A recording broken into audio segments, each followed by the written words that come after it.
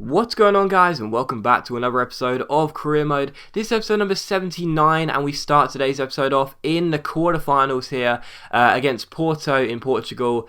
In the Champions League. So it's a huge game here. Of course, in the last round, in the round of 16, we saw off a little known team called Real Madrid. So yeah, we're full of confidence really. We've been on a fantastic run of late. We really haven't dropped points in a long time, haven't dropped any results either. Our form has been superb. So we came into this game full of confidence, and as I've said many times, I don't believe we can win the Champions League, but after we knocked out Real Madrid, the belief is suddenly here. The belief is actually suddenly here that we can actually go all the way and possibly win this trophy as complete underdogs. But it still will be a big ask, and Porto stand in our way here as we come away from home, and they've got an awesome side, some really strong players in there. So we're tested against these sides. I mean, we could have got a stronger side. Obviously, we could be facing some absolute giants. Porto, aren't exactly giants, but they are still a very strong European side. But it was still going to be a very difficult game for us away from home. But we did have the first chance in the 6th minute,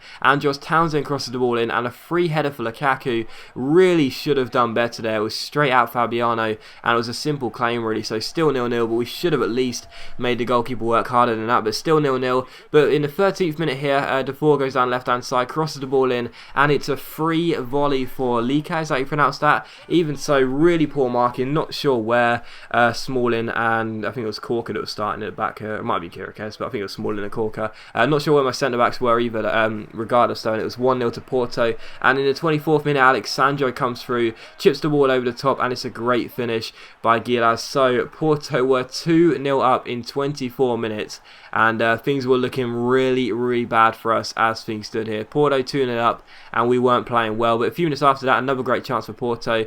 Cross comes in from the right hand side. It's headed in by whoever it was, and the header hit the post and went just wide of the post. So 2-0 here. Porto really were dominating. In the 43rd minute though, Odelusi came through, but his shot went wide of the post. So we did have some good chances in the first half. We weren't really taking them.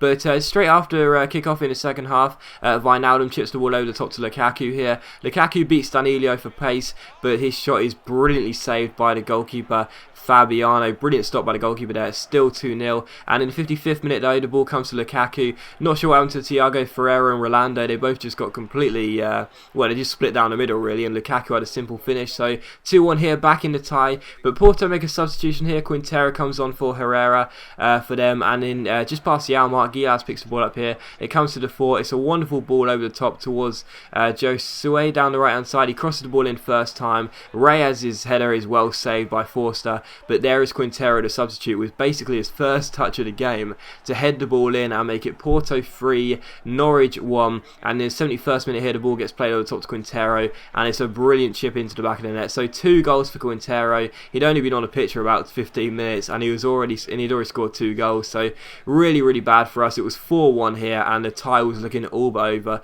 We did have a very important away goal, but even so, 4-1 was not a very good scoreline for us. But in the 73rd minute here, Nathan Redmond's shot was well saved by Fabiano. Really good stop there, and from the corner Townsend crosses the ball in towards Steven Corker, and it's cleared off the line, and then a shot by Leroy Fer hits the post. So just couldn't put that ball in the back of the net for a second time. Having a second away goal really would make things a lot better for us. We had a great chance to get it here when Thiago Ferreira passes the ball straight to Dale Jennings, but his shot is well saved by Fabiano, who was playing fantastically well in this game. We did win a corner though. Townsend crosses the ball in towards Steven Corker, and his header goes just wide of the post. So still 4-1. To Porto, and he see Reyes pick the ball up here, run down the left hand side, gives it off to Lico, who got the first goal, plays it through to Iturb. Iturb passes the ball into Kleber one-on-one, but it's a terrible finish. It goes miles over the bar, and it does indeed finish 4-1 to Porto. So Quintero comes off the bench, he gets the last 2 goals of the game, and it's a very disappointing result here in Portugal. We get a crucial away goal. That away goal by Lukaku is not meaningless, but it still does mean that things are going to be very difficult for us. We have to score 3 goals against Porto at Carrow Road, a minimum of 3 goals, and it's very unlikely. So I wouldn't say we're out of the tie, I wouldn't say we're out of it, but things are going to be very difficult for us if we want to overturn that result. And anyway, here's your U-Score monthly report for us. Only 2 really good players. Those are Lee Marshall and Danny Thomas. We released a couple of players, I think, but Lee Marshall and Danny Thomas actually look quite good. I don't think Jay Carr looks very good. He looks okay, but not too good. But yeah, Thomas and Marshall look okay. And we also find out that our goalkeeper that's on loan at Swindon has a news article saying he's one for the future. So maybe the youth squad is starting to pick up a little bit. I mean, at the start of the series, it was really poor, and maybe it's starting to pick up a little bit. We're starting to find some better players now, which is great. But anyway, here's the squad report. Once again, a reminder that the squad report comes out at the start of every single month.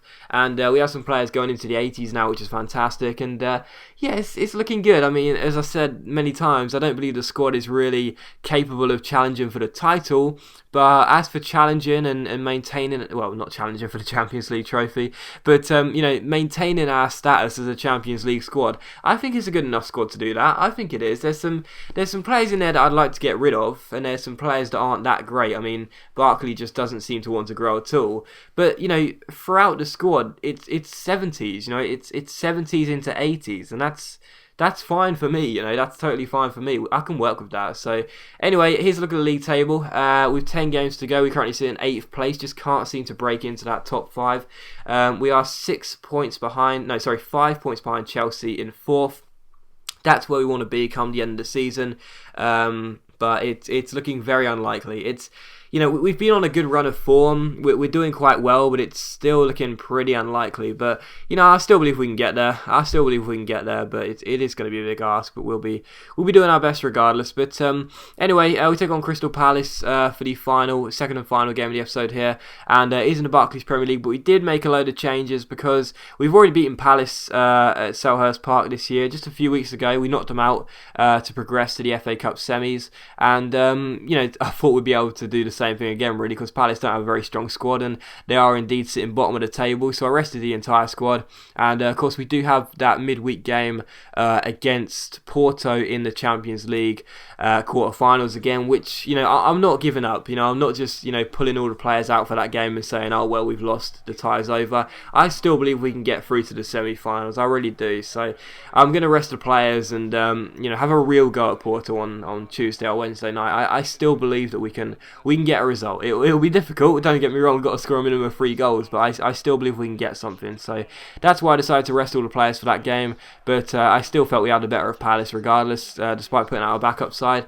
And the first chance of the game did come to Palace though in the 31st minute. The cross came in, it was headed away, it comes to Pablo Hernandez, but his shot was well saved by McCarthy, so the former Swansea man couldn't make it 1-0 to Palace here. But with 5 minutes to go before half time, Ross Barkley gives it to Lucy. It's a nice 1-2 between the players. It comes to Barkley. Barkley goes through one-on-one and puts the ball into the back of the net. So despite the fact that Barkley just cannot seem to grow at all, he is still coming up with the goals. He's just such an odd figure, isn't he? He can't seem to grow ratings at all, yet he still plays really well. It's like Butland last year, he was in fantastic form all through the season, yet he just didn't grow at all.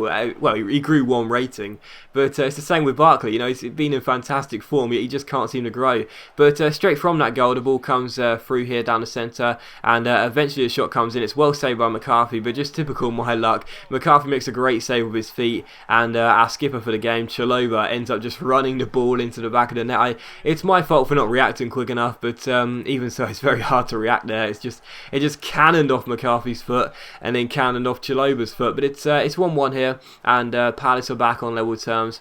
And we go down the left-hand side, stroke and kick off. Give it to Anthony here. Anthony plays the ball out wide to Nathaniel Chalobah. Chalobah, who just conceded the own goal, finds Callum Chambers. Chambers goes down the right-hand side. It's a brilliant cross into Ross Barkley, and it's another goal for Barkley. It's a fantastic header. Great cross by Chambers, but an even better header by Ross Barkley. He really is in form at the moment, and Barkley makes it 2-1.